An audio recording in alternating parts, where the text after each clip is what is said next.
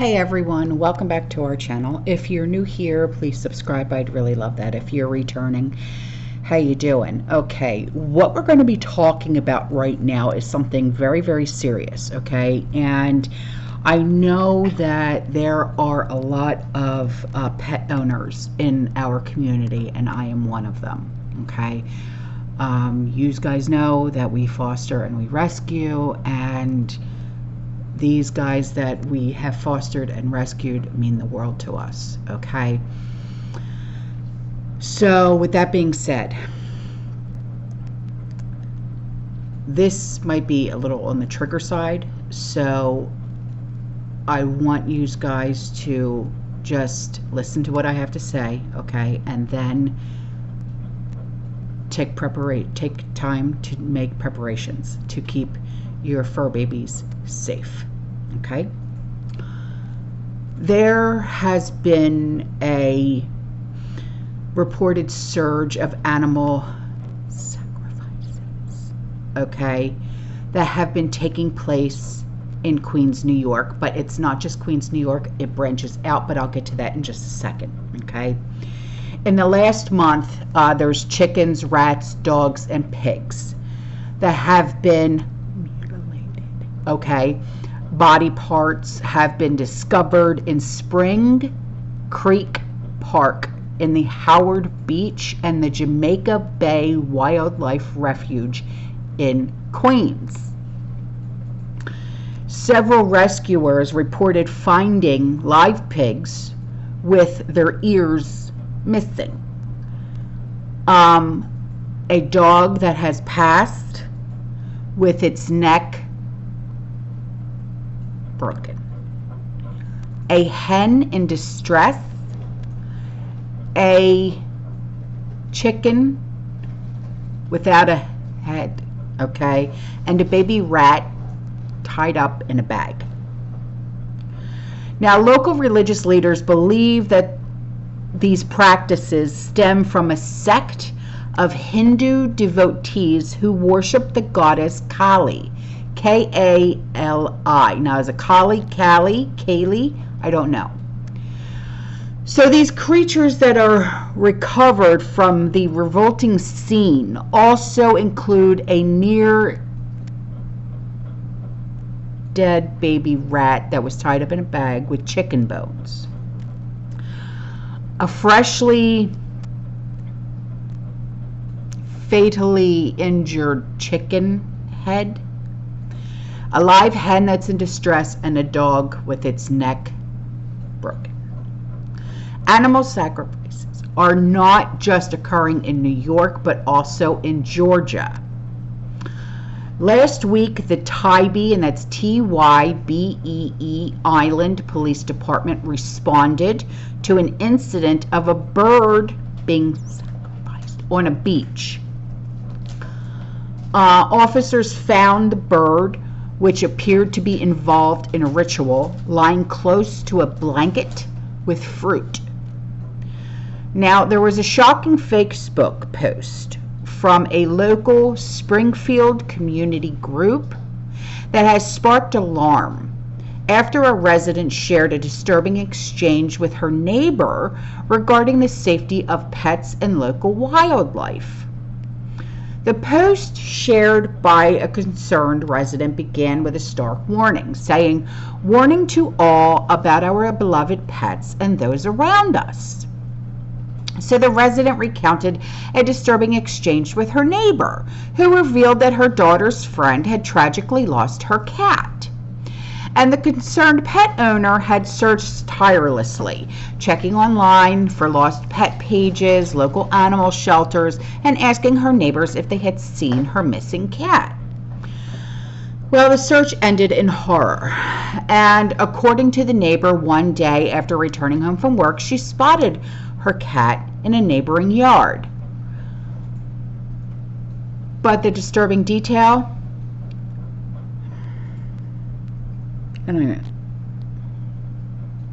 damn it.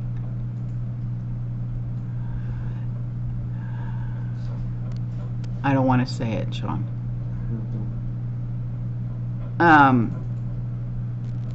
the cat was in a tree on a branch. That's all I'm going to say. Okay? Use your imagination. All right. And it was, you know what you do to pumpkins? How you carve. Okay?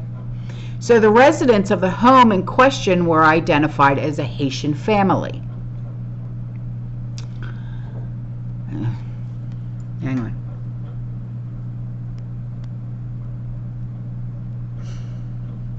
And the original poster from Facebook further claimed that similar incidents have been happening with other animals in the community, including dogs.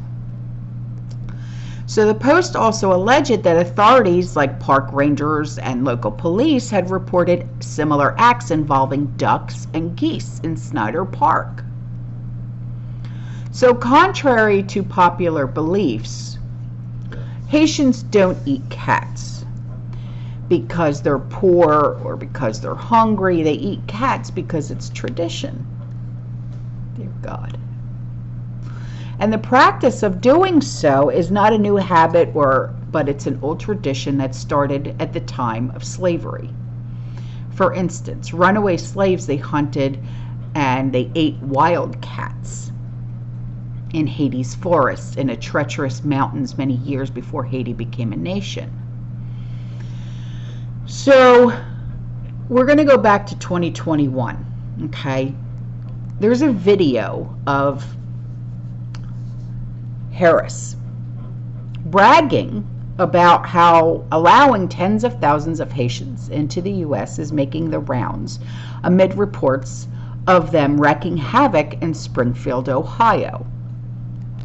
Okay, so let's take a listen to what she had to say in 2021. That is why, also, starting with our administration, we gave TPS, temporary protected status, to Haitian migrants, 55,000. And then more recently, we extended temporary protected status to over 100,000 Haitian migrants for that very reason, that they need support, they need protection. So the city of Springfield, Ohio, held a city commission meeting last week. And the residents, they're angry and they were yelling, they went off for doing nothing about the Haitians wreaking havoc on the community and draining the resources. So an angry resident accused the government officials of getting paid to bring them to Springfield, Ohio, which is a town of about 60,000 people. And one resident said that they are running people off the road, they are flipping cars, they are taking the lives of ducks in the parks, and they're eating them. My God, my mother has ducks. Anyway, so the resident detailed other horrors of living with 20,000 of these Haitians. And he said that they are running people off the road, they're flipping cars, and they're eating people's pets. So here's a video that I found of what's going on. I was out and about yesterday, driving around Springfield. I was looking at the giant holes in some of our buildings. I noticed all of the old familiar spots bearing new signs in an unfamiliar language. I watched as groups of strangers walked around the city like lost tourists, and it was like a punch in the gut. A terrible sadness came over me, and I began to cry. I immediately started to think back to when I was little, walking from my grandma's house on South Fountain through downtown and all the way to Snyder Park, going to Wren's to get new school clothes and shoes, the excitement of the mall for lunch at the Blue Fox, or even better to see Santa, riding down High Street, admiring the beauty of those stately homes and their amazing architecture, dropping pennies in the fountain and making wishes. And now, all those warm memories are becoming fuel to the fire of anger inside of me. I feel like we have been invaded by some sort of pest. I'm angry that my friends and family are packing up and moving away. I'm angry that foreigners are using up the resources that were set up for the Americans that reside here. I'm angry that another country's flag was being flown in our city. I'm angry when I see our businesses and recreational areas littered with garbage, left by people that do not know or understand our laws and culture and are making no attempt to learn about them. And let me be clear, this is not about race. This is about people being given the privilege of coming here from another country and having no respect for our people, our land, or our life's work. People living their life here the way they did in Haiti, angry, stealing, polluting, living in filth, and acting like animals. These are not civilized people. Opening containers in our grocery stores, helping themselves to what's inside and throwing the rest onto the shelves and floors. Pulling off of the highway to publicly clean and gut the roadkill lying there in front of anyone that passes by. Stealing animals from farmers and leaving their severed heads at the side of an old school where children play. Relieving themselves in public. Making some barbaric stew out of the birds that live in our park. This is insanity, and it has to stop. What will become of Springfield? Where will we be in 5 years? The thought terrifies me. Will it be some sort of dystopian wasteland with most of our original residents having moved away and those that cannot afford to move being locked inside their homes, living in fear? This thought is keeping me awake at night. I just want the old Springfield back. I know it was far from perfect, but at least it was still ours. Thank you. So more than 20,000 of them are now living in Springfield, Ohio, and their residents, they're pissed. They're fed up, okay? And like I said, Springfield has a population of about 60,000 people, and the Haitians now make up about 25% of the population. So Democrats, they want to take back Ohio, so they have, flooded parts of the state so they can get the votes. But this is the wrong way to go about it, man. I'm just saying, you're upsetting the Americans, okay?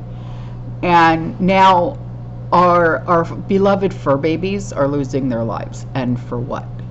Because they enjoy the I mean, my God, if this were to ever happen to, my guys, my cats, they don't go outside, okay? My dogs, yeah, but they go outside every 3 hours for 5 minutes, and I'm outside with them, and we're completely fenced in, but still, I still go outside because we have a coyote problem.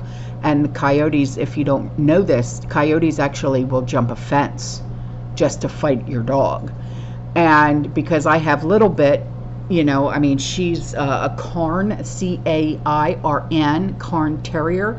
She's all of, 15, 17 pounds, and she's 16 years old. She can't fight off, a coyote, so I have to go outside and make sure she comes in and, does her business and things like that, so I'm deathly afraid that something will happen to one of my guys. Especially my Ridley Rowe. He's my ESA, and my God, Penelope. Oh my God, I would die. But anyway, yeah, I have 10 cats. You guys know this. And FedEx, you guys know that FedEx calls me the Chewy lady. And you know what? I'm damn proud of it. I really, truly am. But anyway, all right, guys, I'm out of here. I will see you in the next one. You stay safe, you stay positive, you keep prepping. And as always, fear less. Ciao.